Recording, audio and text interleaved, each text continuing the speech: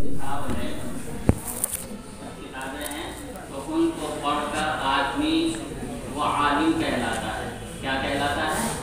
आलिम बन जाता है और उसको मौलवी कहने लग जाते हैं। हकीकत में तो मौलवी अल्लाह वाले को कहते हैं, जिसको अल्लाह से इतना ज़्यादा ताल्लुक़ हो, मौला वाला जो है वो मौलवी है। लेकिन उर्दू में मौलवी जिसको कहते हैं और आलिम जिसको कहते हैं, हकीकत में यानी उर्दू में मौलवी उसको कहते हैं कि जिसने ये मुकर्ररा निसाब पढ़ लिया, जिसने ये मुकर्ररा निसाब पढ़ लिया वो मौलवी और आलिम बन जाता है उर्दू के एतबार से। हज़रत थानवी रहमतुल्लाह अलैह ने लिखा है कि अगर कोई आदमी कसम खा ले और यूँ कहे कि खुदा की कसम तेरा बेटा मौलवी नहीं हो सकता या तेरा बेटा आलिम नहीं हो सकता, तो अगर वो उसका बेटा इस दरसी निसाब को पढ़ ले और उर्दू में उसकी फरागत 8 साल या 7 साल पढ़कर इस निसाब को पढ़कर हो जाए तो क्योंकि उर्दू के एतबार से वो क्या हो गया आदमी, वो मौलवी हो गया, तो वो आदमी हानिस हो जाएगा। जिसने कसम खाई है कि तेरा बेटा आलिम नहीं हो सकता या तू मौलवी नहीं हो सकता और कसम खाता हूँ मैं, तो अगर उससे तुम्हें कफ़ारा दिलवाना है तो क्या करना पड़ेगा? ये पूरा निसाब पढ़ लो। इस निसाब को पढ़कर और तुम्हें आप क्या बन जाएंगे? मौलवी बन जाएंगे, आलिम बन जाएंगे। तो उर्फ के एतबार से आप जो है वो आलिम भी हो गए, मौलवी भी हो गए। लेकिन हकीकत में आलिम किसको कहते हैं? हज़रत सुफयान सौरी रहमतुल्लाह अलैह नक़ल करते हैं कि हज़रत उमर रज़ियल्लाहु तआला अन्हु ने हज़रत काब से पूछा था, मन अरबाबुल इल्म, अरबाब इल्म कौन लोग हैं? यानी अहले इल्म उलमा कहलाने के मुस्तहिक़ कौन लोग हैं, किनको आलिम कहना चाहिए? तो हज़रत काब ने फरमाया अल्लज़ीना यअमलूना बिमा यअलमून, अल्लज़ीना यअमलूना बिमा यअलमून। अरबाब इल्म उलमा और अहले इल्म वो हज़रात हैं कि जो जानी हुई बातों पर अमल करते हैं, जिन बातों को वो जानते हैं, जिन चीज़ों को वो समझे हुए हैं, सीखे हुए हैं, पढ़े हुए हैं, उन बातों पर वो क्या करते हैं? अमल करते हैं। तो हकीकत में आलिम कौन होगा? हकीकत में आलिम कहलाने का मुस्तहिक़ वही है जो अपने इल्म पर अमल भी करता हो, जो अपने इल्म पर अमल भी करता हो, उसी को आलिम कहा जाता है।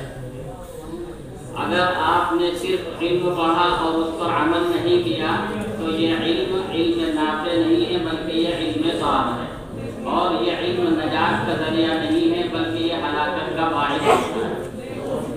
जितना सख्त अज़ाब आलिम को होगा उतना जाहिल को नहीं होगा।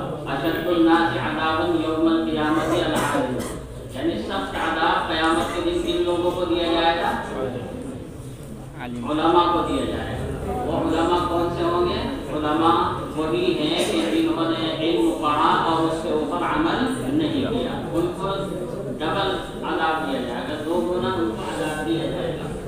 इसलिए इस निसाब को पढ़ के अपने आप को आलिम समझना और मौलवी समझना जो है ये कोई अच्छी चीज़ नहीं है। हकीकतन आलिम और मौलवी वो है कि जिसको हज़रत काब ने फरमाया कि जो अपने पढ़े हुए पर, जाने हुए पर क्या करता हो? अमल करता हो। कुरान करीम के अंदर आपने देखा होगा और पढ़ते वक्त आखिरत में इन लोगों को नवाजा जाएगा और उनको अच्छा बदला मिलेगा। उन तमाम बदलों का जहाँ जहाँ कहीं पर भी जिक्र आया है वहाँ सब जगह अमल का जिक्र है। कुरान में है जज़ाअन बिमा कानू यअमलून, जज़ाअन बिमा कानू यअमलून। इन्नल लज़ीना आमनू व अमिलुस सालिहात, ईमान के साथ साथ क्या क्या जिक्र है? अमल का भी जिक्र है। तो पता चला कि आखिरत के अंदर अल्लाह तबारक व तआला जो इनामात से नवाजेंगे और अच्छा बदला जो क़यामत के दिन और आखिरत में मिलेगा वो किस बुनियाद पर मिलेगा? अमल की बुनियाद पर। आप कहेंगे नहीं, सिर्फ ईमान लाने पर निजात हो जाएगी और उस पर भी इनाम मिलेगा। अगर आप गौर करेंगे तो ये ईमान लाना ये भी एक अमल है। ईमान कल्ब का अमल है कि नहीं? भाई तस्दीक करना कल्ब के जरिए से तो ये कहना अमल है। قلب کا عمل ہوا تو ایک طرح سے ایمان بھی کیا ہے؟ عمل ہے، بغیر عمل کے کچھ نہیں ہوگا۔ وہ عمل چاہے قلب کا ہو چاہے وہ عمل قالب کا ہو، یعنی آپ کے دل کا ہو یا آپ کے اعضاء اور جوارح کا ہو، بغیر عمل کے اللہ تبارک و تعالیٰ کے یہاں کوئی اچھا بدلہ نہیں ہے۔ اس لیے عالم وہی ہے کہ جو پڑھنے کے بعد علم پر کیا کرے؟ عمل بھی کرے۔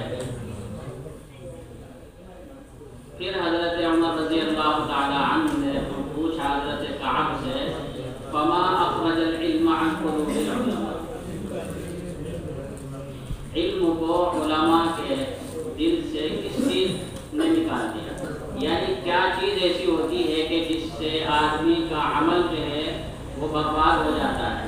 علم کی اور عمل کی جو نورانیت ہوتی ہے وہ ختم ہو جاتی ہے، علم کا اور عمل کا جو اثر ہونا چاہیے وہ اثر کیا ہو جاتا ہے؟ ختم ہو جاتا ہے۔ کس چیز سے ختم ہو جاتا ہے؟ تو حضرت کعب نے فرمایا الطمع، لالچ اور حرص اور دنیا کی کا لالچ اور دنیاوی مال و دولت کی حرص، یہ ایک ایسی چیز ہے جو آدمی کے علم اور عمل دونوں کو برباد کر دیتی ہے، دونوں کو کیا کر دیتی ہے؟ برباد کر دیتی ہے۔ اور آدمی کا دین جو ہے حرص اور لالچ کی بنیاد پر برباد ہو جاتا ہے۔ وہ حرص اور لالچ چاہے مال اور دولت کی ہو یا وہ حرص اور لالچ جو ہے وہ جاہ اور منصب کی ہو۔ آدمی کو کبھی خواہش ہوتی ہے بڑا بننے کی، کبھی اس کو دل کے اندر امنگ پیدا ہوتی ہے کہ میں کیا بنوں؟ مقتدی بنوں اور میں رہبر بنوں، تو اس کو منصب کی خواہش پیدا ہو جاتی ہے کہ مجھے عہدہ ملنا چاہیے۔ عہدے کی طلب ہو یا مال کی طلب ہو، یہ دونوں کی دونوں جو ہیں دین کو برباد کر دیتی ہے۔ حدیث میں آپ نے پڑھا ہوگا، ترمذی جلد ثانی میں ہے، ما ذئبان جائعان ارسلا فی غنم بافسد من حرص المال واشترط لدینہ، کہ اگر دو بھوکے بھیڑیوں کو بکریوں کے اوپر چھوڑ دیا جائے تو وہ کتنا فساد میں چاہیے؟ ہلاک کرتے ہیں نا بکریوں کو، بھوکے ہیں وہ، ان کی غذا ہے وہ، تو دو بھوکے بھیڑیے بکریوں کے اندر اتنا فساد نہیں مچاتے ہیں اور اتنی خرابی پیدا نہیں کرتے ہیں جتنی کہ مال اور عہدے کی حرص جو ہے وہ انسان کے دین کو برباد کرتی ہے۔ اس کا مطلب یہ ہوا کہ علم پڑھنے کے بعد اور آدمی اس پر عمل بھی کرنے لگ جائے، اگر اس کو اپنے علم اور عمل کو باقی رکھنا ہے تو اس بلا سے اپنے آپ کو بچانا پڑے گا۔ یعنی مال اور دولت کی حرص جو ہے وہ علماء کے اندر نہیں ہونی چاہیے۔ مال اور دولت کی حرص، ایک تو ہے مال اور دولت کی بقدر ضرورت حصول، اس سے منع نہیں کر رہے ہیں، مال اور دولت کی حرص اور اس کا لالچ یہ جو ہے یہ خراب چیز ہے، یہ آدمی کو کے علم کو بھی برباد کر دیتی ہے اور اس کے عمل کو بھی برباد کر دیتی ہے۔ حضرت کعب نے یہ فرمایا کہ طمع اور حرص اور لالچ جو ہے یہ کیا کر دیتا ہے؟ یہ برباد کر دیتا ہے۔ بہت سے لوگ بہت اچھے عالم ہوتے ہیں، بڑے عامل بھی ہوتے ہیں، عمل بھی اس کا اچھا ہوتا ہے اور عالم بھی وہ مشہور ہوتے ہیں، لیکن دنیا کی حرص اور دنیا کا لالچ اس کے اندر ہوتا ہے تو لوگوں کی نظروں میں وہ گر جاتے ہیں۔ کہتے ہیں نا کہ کوئی وہ تو پیشہ کا پجاری ہے، اور کہہ دیتے ہیں نا کتنا ہی بڑا عالم ہو، کتنا ہی بڑا جو ہے وہ نیک عمل کرنے والا ہو، لیکن اگر وہ پیسے کے پیچھے بھاگتا ہے تو عام آدمی کوئی بھی کہتے ہیں تو جانتے ہیں اس کو وہ تو پیسے کا پجاری ہے۔ کیا مطلب ہوا؟ یعنی کتنا ہی بڑا عامل ہو جائے لیکن اگر اس کے اندر مال اور دولت کی حرص ہے تو پھر لوگوں کی نظروں میں اس کی وقت نہیں رہتی۔ عند اللہ تو رہتی ہی نہیں ہے، عند الناس بھی اس کی وقت جو ہے وہ لوگوں کے دل سے کیا ہو جاتی ہے؟ ختم ہو جاتی ہے۔ لیکن ہوتا یہی ہے کہ ہم لوگ پڑھ لیتے ہیں اور کچھ نہ کچھ عمل بھی کرنا شروع کر دیتے ہیں اور پھر حرص اور طمع کا شکار ہو جاتے ہیں، جس کی وجہ سے معاشرے میں اور ہماری برادری میں، ہمارے گھر اور خاندان میں ہمارے علم سے جتنا فائدہ ہونا چاہیے تو اتنا فائدہ لوگوں کو نہیں پہنچتا۔ حضرت ابن عباس رضی اللہ تعالیٰ عنہ کی ایک حدیث ہے، آپ نے فرمایا ان اناسا من امتی سیتفقہون فی الدین ویقرؤون القرآن، کہ میری امت میں کچھ لوگ ایسے ہوں گے جو فقہ فی الدین حاصل کریں گے یعنی دین کے بڑے ماہر ہو جائیں گے، یعنی بڑے عالم ہوں گے، وہ فقیہ ہو جائیں گے، وَيَقْرَؤُونَ الْقُرْآنَ اور وہ قرآن بھی پڑھیں گے، یعنی بڑے اچھے قاری بھی ہوں گے، عالم بھی ہوں گے، قاری بھی ہوں گے، لیکن ان سب کے باوجود مال کی اور دولت کی حرص اور لعنت ان کے اندر بہت زیادہ ہوگا، چنانچہ وہ مالداروں کے دروازوں پر جائیں گے اور اغنیاء کے یہاں حاضری دیا کریں گے،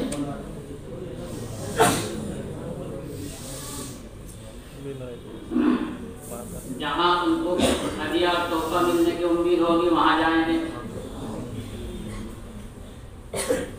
لوگ ان سے کہیں گے کہ مولانا آپ اتنے بڑے عالم ہو گئے اور اتنے بڑے اللہ والے ہیں آپ، اور پھر آپ اس مالدار کے دروازے پر جاتے ہو اور تم اس غنی کے دروازے پر جا کر سلام کرتے ہو، تم فلاں شیخ کے یہاں جاتے ہو۔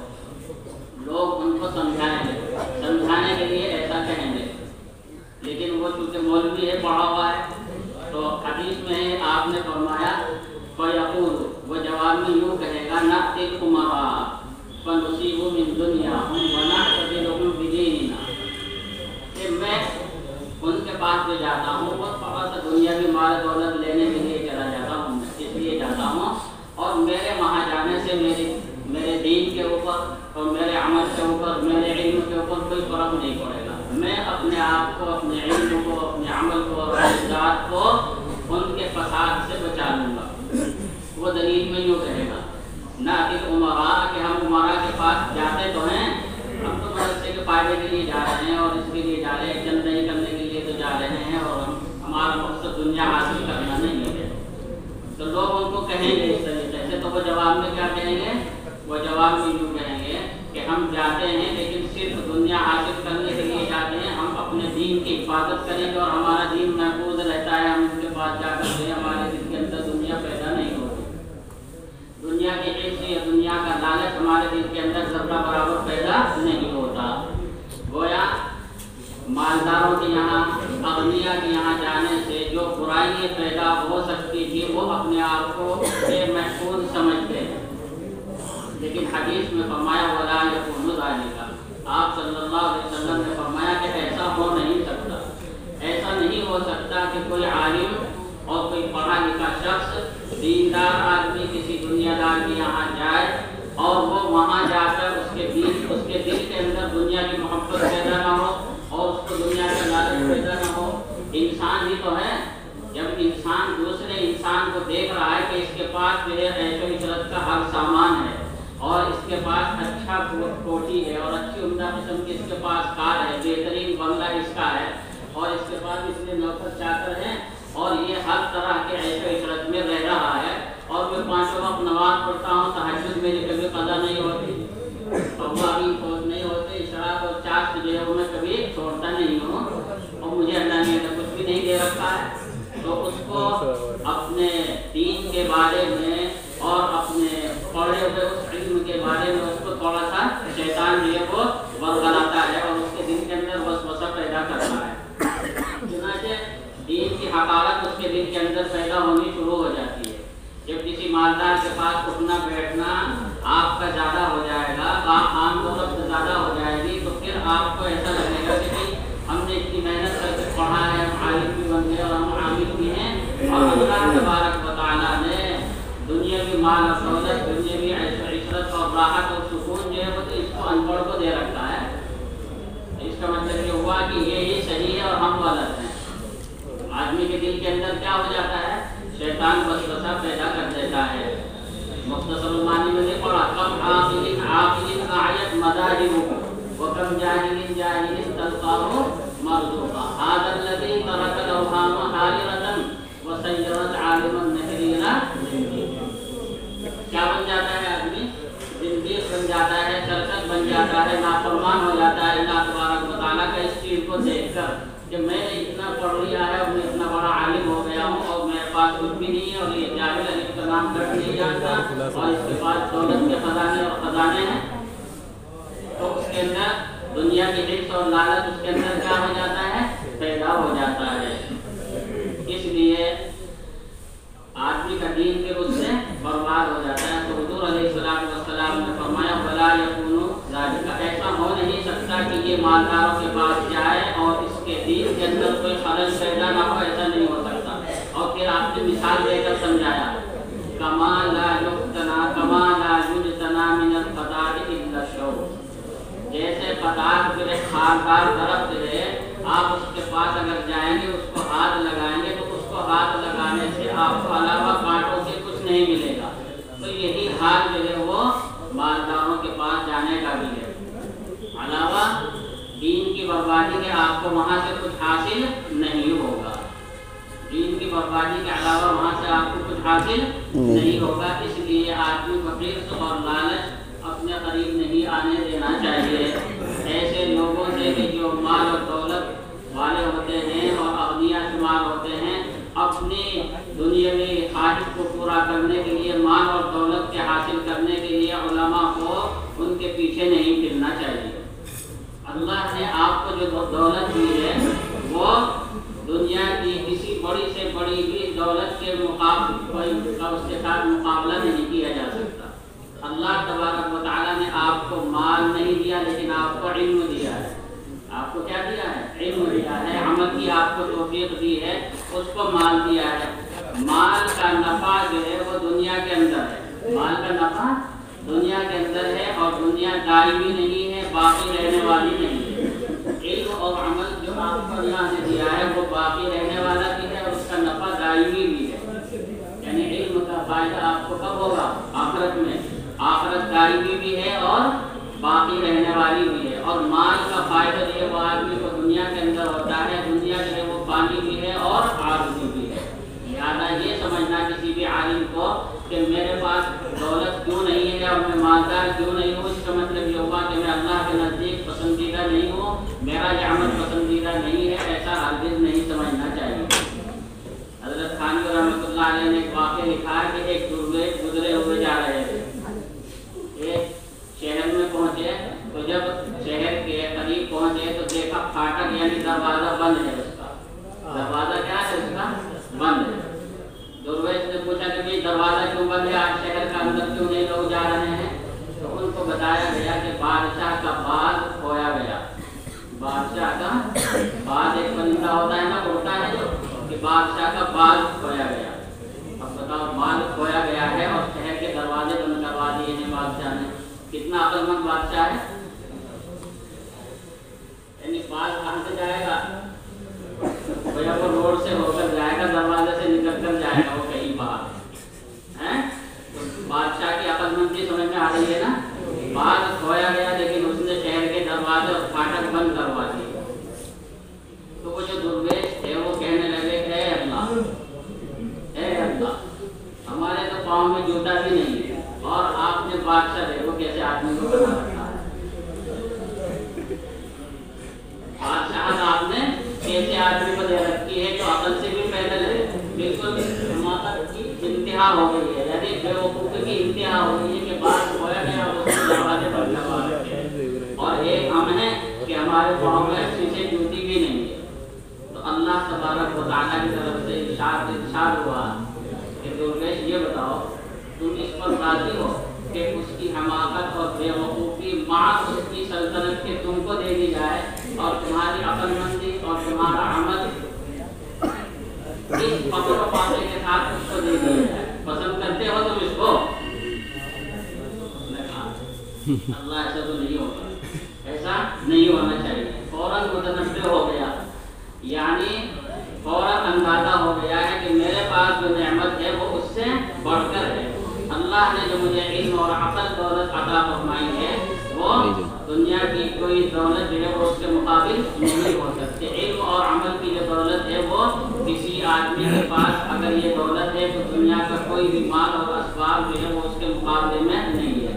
حضرت امام غزالی رحمۃ اللہ علیہ نے لکھا ہے کہ اگر کوئی شخص عالم ہو کر، مولوی بن کے عالم ہو کر یہ تمنا کر رہا ہے کہ اے اللہ تو نے مال مجھے کیوں نہیں دیا، تو وہ گویا بادشاہ سے یوں کہہ رہا ہے کہ اے بادشاہ تم نے مجھے گھوڑے پر سے بٹھا دیا، گدھا کیوں نہیں دیا؟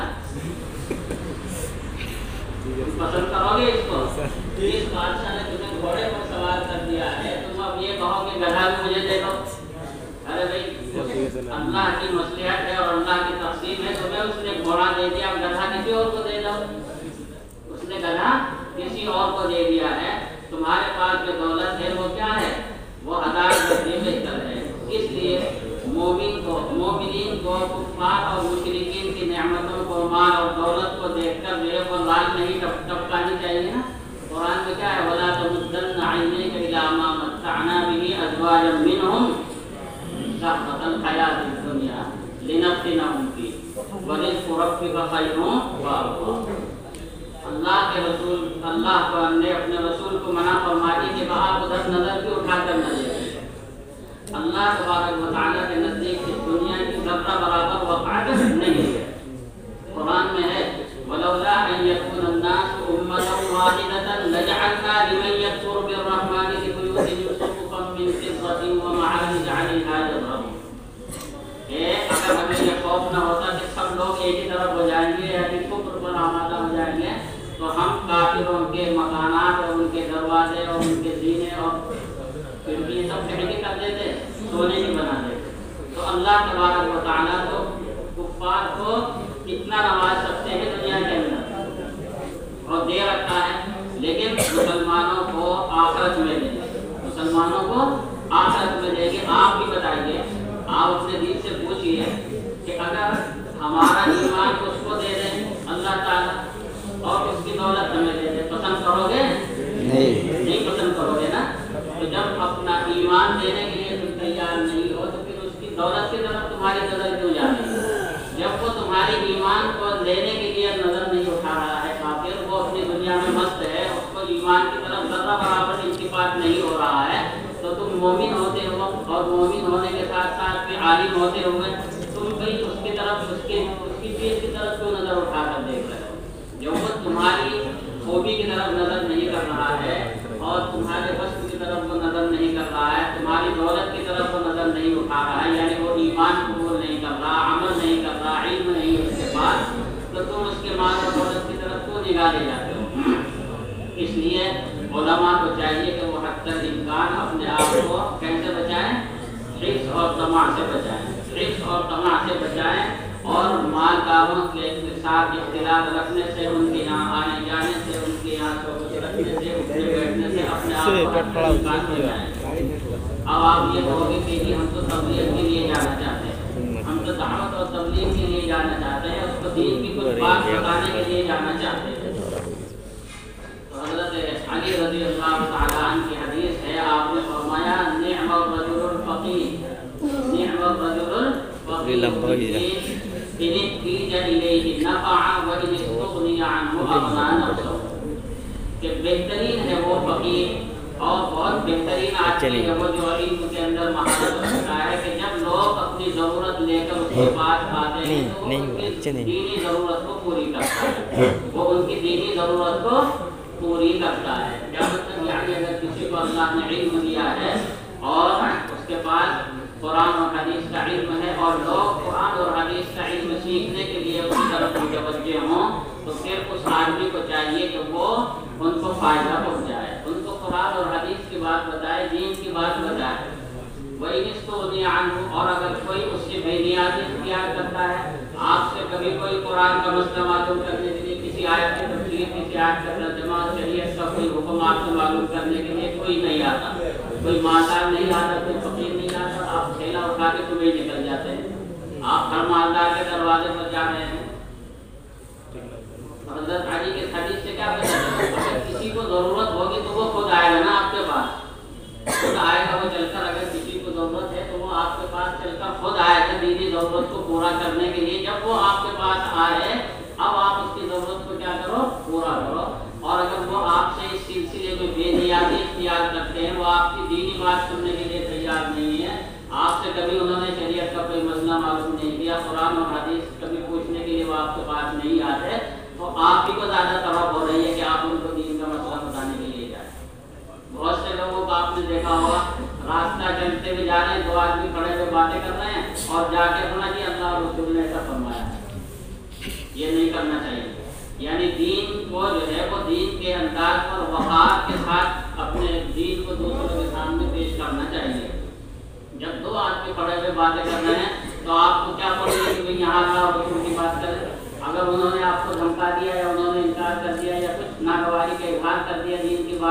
کرنے سے تو پھر کس کا نقصان ہوگا؟ سمجھ میں آ رہا نا؟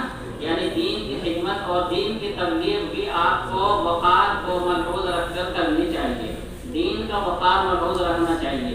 ایسا نہیں ہو کہ آپ دین کو جو ہے وہ راستے پر بکھیرتے پھر جاؤ، ایسا نہیں ہونا چاہیے۔ حضرت امام مالک رحمۃ اللہ علیہ سے اگر کوئی حدیث پوچھتا تھا اور حدیث پڑھنے کے لیے کہتا تھا تو راستے میں کوئی جواب نہیں دیتے تھے، بلکہ وہ کہتے تھے کہ اس کا ایک وقت ہے، اسی وقت میں پوچھنا۔ سمجھ میں آ رہی ہے بات؟ یعنی دین کی خدمت کرو اور دین کی دعوت دو، لوگوں کو دینی احکامات بتاؤ، لیکن اس کے اندر بھی آدمی کو اپنا وقار محفوظ رکھنا چاہیے۔ حضرت علی رضی اللہ تعالیٰ عنہ کی اس حدیث سے پتہ چلتا ہے کہ اگر کوئی آدمی بے نیازی اختیار کر رہا ہے، آپ بھی پھر کیا کرو؟ بے نیاز ہو جاؤ۔ وَإِذِ اسْتُغْنِيَ عَنْهُ أَغْنَىٰ نَفْسَهُ۔ سمجھ میں آ رہی ہے جی؟ اور اگر آپ کو زیادہ ہی ہے کہ بھئی دین کی خدمت ہم کو کرنی ہی ہے، تو آپ ایک ایک کے گھر کیوں جا رہے ہو؟ ایک ایک مالدار کے دروازے پر کیوں جا رہے ہو؟ دین کی دعوت دینے کے جو عام طریقے ہیں ان طریقوں کو آپ اختیار کیجیے۔ عام طریقہ یہ ہے کہ آپ مسجد میں وعظ کیجیے، آپ کیا کیجیے؟ مسجد میں وعظ و نصیحت کیجیے اور عوام کو اپنی خطابت کے ذریعے سے، دعوت اور تبلیغ کے ذریعے سے، وعظ و نصیحت کے ذریعے سے لوگوں کو کیا کیجیے؟ فائدہ پہنچائیے۔ اس سے آپ کو کوئی منع نہیں کرتا، لیکن خام خواہ آپ کسی کے دروازے پر جائیں اور اپنے علم کو ذلیل کریں اور اپنے آپ کو ذلت کے منہ کے اندر ڈالیں، ایسا نہیں ہونا چاہیے۔ علماء کو اپنا وقار محفوظ رکھنا چاہیے۔ امام بخاری رحمۃ اللہ علیہ کے بارے میں آتا ہے کہ اس وقت کا جو خلیفہ تھا امیر خالد نے امام بخاری رحمۃ اللہ علیہ کے پاس ایک مرتبہ قاصد بھیجا اور یہ کہا امام بخاری سے، یہ کہلوایا کہ اپنی صحیح بخاری اور اپنی تاریخ الکبیر لے کر جو ہے وہ قلعے میں حاضر ہو جائیں، میں تاریخ الکبیر اور بخاری شریف سننا چاہتا ہوں۔ تو حضرت امام بخاری رحمۃ اللہ علیہ نے اس قاصد سے کہا کہ میں قرآن اور حدیث کے علم کو ایسے نہیں کروں گا، ذلیل کروں گا۔ میں قرآن اور حدیث کے علم کو کیا نہیں کرنا چاہتا؟ ذلیل نہیں کرنا چاہتا۔ جس کو قرآن اور حدیث یعنی حدیث سننی ہو تو وہ یہاں آئے میری مجلس میں۔ بعض لوگوں نے یہ واقعہ یوں بھی بیان کیا ہے کہ امیر نے اپنے بچے کے لیے ان کو بلایا تھا کہ میرے بیٹے کو آ کر یہاں پڑھا دیں، لیکن امام بخاری رحمۃ اللہ علیہ نے اس کو پسند نہیں کیا کہ میں پڑھانے کے لیے تمہارے دربار میں جاؤں گا، ایسا نہیں ہوگا۔ جس کو پڑھنا ہے وہ میری مجلس حدیث کے اندر، درس حدیث کے اندر آ کر شرکت کرے۔ تو پھر اس امیر نے یہ کہا کہ اچھا ایسا کر دیجئے، کوئی ایک وقت خاص مقرر کر دیجئے کہ جس میں صرف ہمارا بیٹا ہی پڑھ لیا کرے اور کوئی نہ کرے۔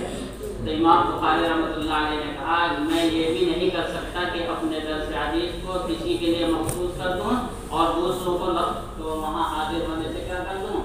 منع کر دوں۔ تو ان کے دل میں نہیں کھاتا کہ ان کی دعوت کا جذبہ۔ امام بخاری رحمۃ اللہ علیہ بھی سمجھ رہے تھے اس نقطے کو کہ بھئی احادیث جو وہ لوگوں کو سنانی چاہیے اور پڑھانی چاہیے، ان کو بھی کھانا، لیکن انہوں نے علم کے وقار کو محفوظ رکھا۔ قرآن اور حدیث کا علم اتنا معمولی نہیں ہے، اس کے پڑھنے کے لیے بھی آدمی کو کچھ نہ کچھ کیا ہونی چاہیے؟ طلب ہونی چاہیے سامنے والے کے اندر۔ جب اس کے اندر طلب ہو، جستجو ہو اور وہ آپ سے کچھ قرآن اور حدیث سیکھنا چاہتا ہو تب آپ اس کو سکھائیں۔ اپنے طور پر آپ جا رہے ہیں اور اس کے یہاں حاضری دے رہے ہیں تو یہ علم کی ایک طرح سے توہین ہے۔ علم پہنچاؤ دوسروں تک، لیکن کہیں کے ساتھ؟ وقار کے ساتھ، عزت کے ساتھ۔ علم کا وقار بھی محفوظ رکھو اور اپنا وقار بھی محفوظ رکھو۔ کوشش کریں گے نا انشاءاللہ۔